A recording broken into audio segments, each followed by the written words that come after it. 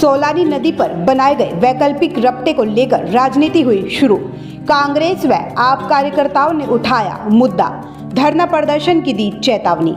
आपको बता दें कि रुड़की के हरिद्वार रोड पर सोलानी नदी पर बना पुल लगभग 1 साल पहले क्षतिग्रस्त हो गया था, जिसको लेकर दिल्ली से पहुंची टीम के द्वारा निरीक्षण करने के बाद पुल पर भारी वाहनों की आवाजाही पर रोक लगा दी गई थी।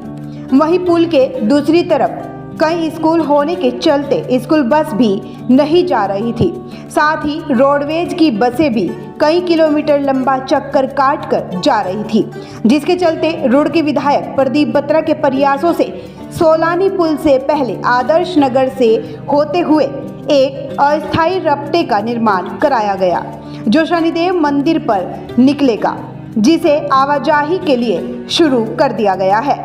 आज अस्थायी रपटे पर कांग्रेस महानगर अध्यक्ष राजेंद्र चौधरी के नेतृत्व में कांग्रेस कार्यकर्ता व आम आदमी पार्टी के कार्यकर्ता पहुंचे और रपटे के निर्माण को लेकर सवाल उठाए।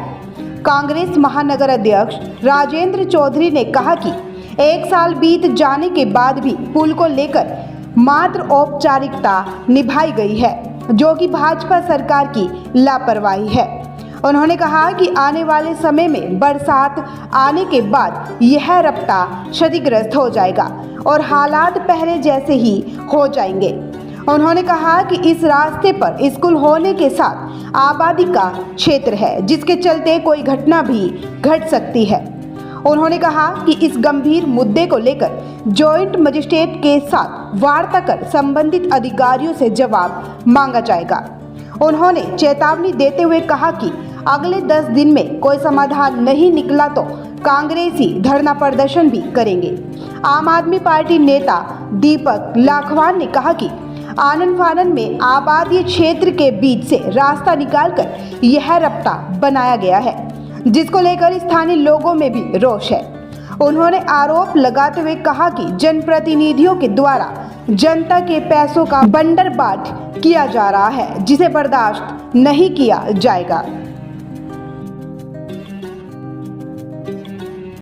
ये मुझे शायद ऐसा याद आ रहा है कि आपके माध्यम से ही ये जब पुल खराब हुआ पिछले साल तो ये आवाज़ उठाई गई थी। बहुत दुख की बात है कि 1 साल बीतने के बाद भी इन्होंने मात्र औपचारिकता की, एक ये रपटा बना दिया और 10-15 दिन में बारिश होगी इसका पता भी नहीं चलेगा। फिर क्या होगा? फिर उधर से जाएंगे लोग।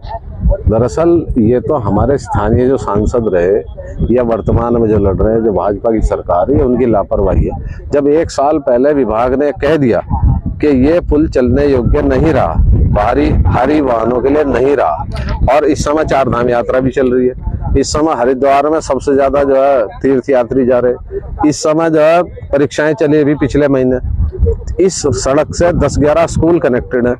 जहां से रास्ता आ रहा है उस मोहल्ले में भी जो है 3-4 अच्छे स्कूल हैं। यहाँ कोई डिवाइडर की व्यवस्था नहीं है। ये ऊट पटांग इन्होंने बना दिया।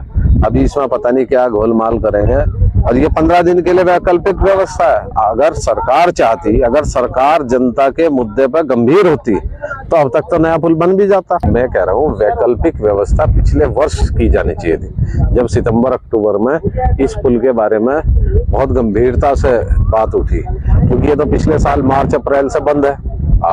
आप लोगों ने इस मुद्दे को उठाया था। आखिर 1 साल बीत गया, 1 साल में पुल पर निर्माण क्यों शुरू नहीं हुआ? ट्रैफिक की व्यवस्था नहीं है, कोई डिवाइडर नहीं है। कोई बड़ा हादसा हो गया तब वहाँ जो आदर्श नगर का चौक है, वहाँ पे बीच में पोल लगा हुआ, झंडा चौक, लोकल राजनीति की वजह से। अरे भाई, अगर आपको इस रूट की व्यवस्था करनी थी तो जो एंक्रोचमेंट है वो हटाना था। खंबे साइड में करने थे, बिजली के तार हैं, खंबे हैं, उन्हें ठीक करते। यहाँ एक जो है हमारे रुड़की में जगह जगह वो बड़े डिवाइडर वो लगा देते, ताकि कम से कम एक्सीडेंट होने की संभावना तो कम होती। हम अभी जॉइंट मजिस्ट्रेट से बात कर रहे हैं और हम जो है एक मीटिंग बुलाएंगे। उसमें मीटिंग में हम जॉइंट साहब से रिक्वेस्ट करेंगे, डीएम साहब से भी रिक्वेस्ट करेंगे कि तमाम संबंधित विभाग के अधिकारी हमारे स्पष्टीकरण दें कि 1 साल के अंदर पुल क्यों नहीं बना और इसकी क्या स्ट्रेंथ है, इसकी क्या वो है, आयु क्या है इस रपटे की। क्योंकि हम चाहते हैं परमानेंट इलाज हो। ये थोड़ा कि 15 दिन के लिए बना दिया, फिर ये बारिश में बह जाएगा, फिर दोबारा बनाओगे। पिछले साल बरसात में उस पुल में हल्का सा वाइब्रेशन आया और विधायक जी ने वो पुल बंद कर दिया। किलोमीटर टेस्टिंग यहाँ पे लिख रहे हैं।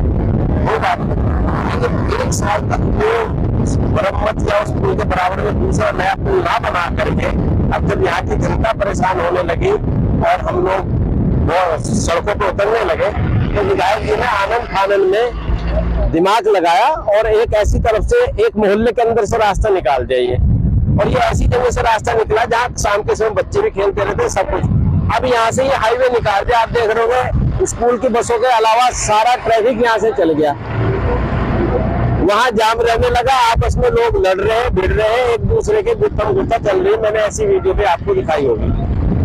अब क्या होता है कि विधायक जी को पता लगा है कि यहाँ जमीनें हैं कुछ, और उस जमीन के रेट बढ़ जाएंगे, हाईवे टाइप का निकाल दिया होगा उन्होंने, लेकिन ये तो 15 दिन के लिए चलना। विधायक जी से मेरा ये कहना है कि आप शहर के विधायक हो, चुने हुए तीसरी बार के विधायक हो, इतना भी मत लोगों को परेशान करो कि लोग जो है तुम्हें बिल्कुल ही घर पे आके जो धरना प्रदर्शन करने लगे।